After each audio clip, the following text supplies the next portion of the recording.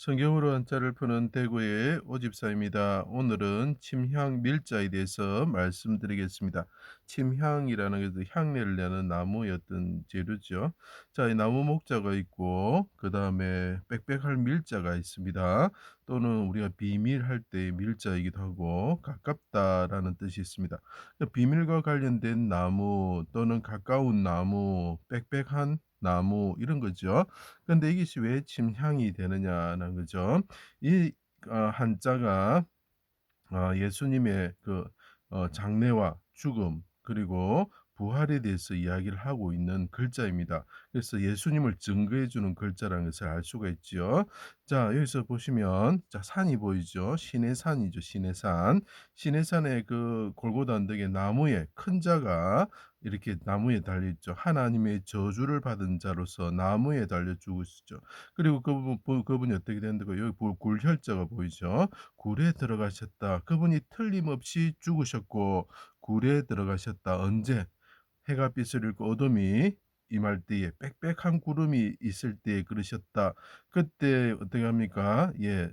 아리마대 요셉이 하나님의 그 제자인 것을 숨기던 사람이 니고데모와 함께 몰약과 침향과 침향으로 그분이 반드시 틀림없이 죽었을 때에 어떻게 된다고요? 굴에 모셨다. 그 굴은 시내 시온산에 있는데 성에 가깝다라는 거죠. 그래서 얼마나 성경적입니까? 그죠?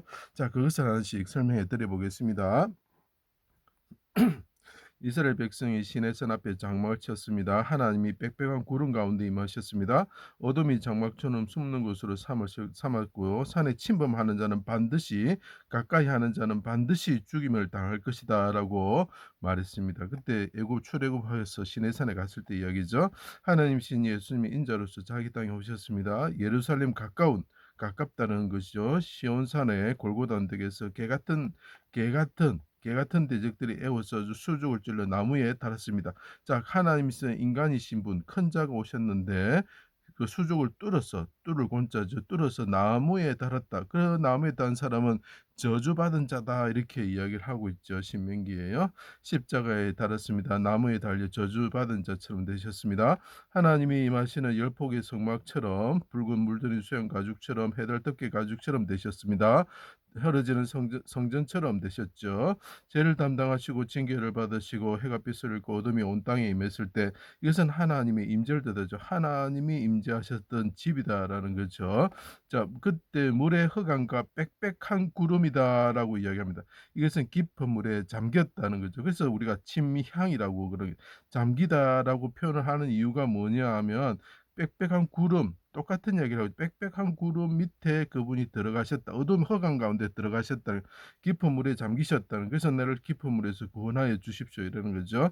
나의 하나님 나의 하나님 어찌하여 나를 버리셨습니까? 마음이 밀랍같이 그래서 침향밀할 때 밀랍할 때 밀자를 그죠? 사용해도 되는 것입니다. 밀랍 같아서 내 속에서 녹았습니다. 내 영혼을 아버지 손에 부탁합니다. 크게 소리치시고 주의 사랑하는 마음으로 나를 구원하여 주십시오라고 이야기를 하는 거죠. 아버지의 집에 가기를 원합니다. 대적이 비밀이 친 그물에서 빼내시며 주의 은밀한 곳에 숨겨 주십시오. 자, 나무에 달린 큰 자가 이야기를 하는 거죠. 아버지 비밀이 숨겨 주십시오라고 이야기를 하고 있는 거죠.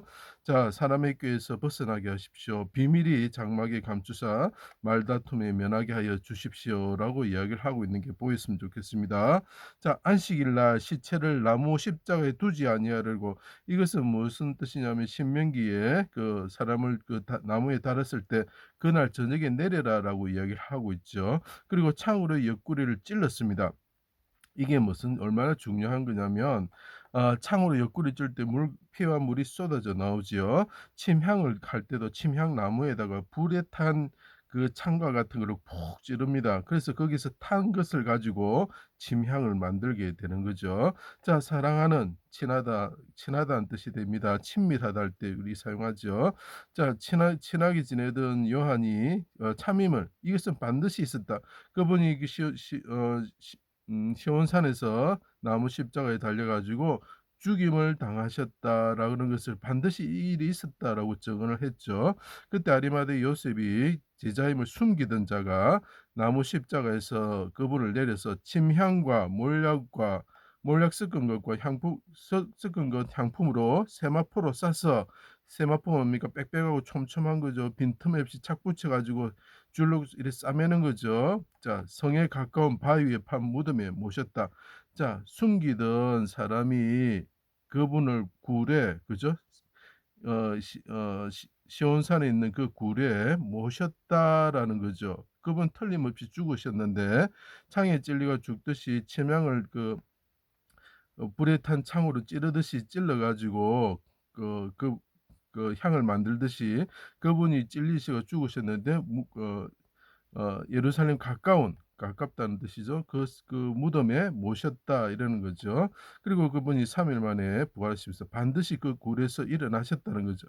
왜 그러냐면은 그 시내산에 아까 말했죠. "반드시 침범하는 자는 죽을 것이다." 했지만 죽지 않은 자가 있었습니다. 모세, 아론, 여호수아. 그래서 여호수아가 뭡니까? 예슈아. 예슈아라는 사람은 분명히 죽지 않을 것이다라는 것을 상징적으로 나타내는 거죠. 아론은 뭡니까? 대제사장이죠. 대제사장은 죽지 않는다. 예수님은 대제사장이시죠. 자, 모세는 뭡니까? 구원자시죠. 자, 하늘에 오르시어 천하의 왕이 되셨습니다. 큰 자가 되셨다는 거죠. 왕의 모든 옷은 몰약과 침향과 육개와, 자, 이 하나님이 오르셨을 때 그 자기의 몰락과 침략, 자기의 장래됨, 자기의 죽음에 대해서 자랑스럽게 여기시는 거죠. 그죠? 자, 그래서 그와 관련된 나무가 무엇일까? 비밀이 숨기던 사람이 나무 십자가에서 내려서 어떻게 합니까? 향품 처리했을 때 관련된 나무가 무엇일까? 침향이라는 거죠. 자, 어리석은 자가 엄녀의 골목으로 가까이 하다와 관련된 나무가 무엇일까? 그의 집에 흑암 중에 빽빽하다는 것과 관련된 나무가 무엇일까? 엄녀가 침상에 몰락과 침향과 계피를 뿌려놓으라 하면서 남편이 멀리 갔으니 보름 후에 오니 이렇게 이야기하면서 비밀하게 우리가 서로 사랑하자라는 거죠. 그는 필경 화살이 간을 뚫게 되고 엄녀의 집은 수월의 길이라 사망의 방으로 내려간다라고 이야기하죠. 그래서 가깝다 빽빽하다고 관련된 나무가 무엇일까?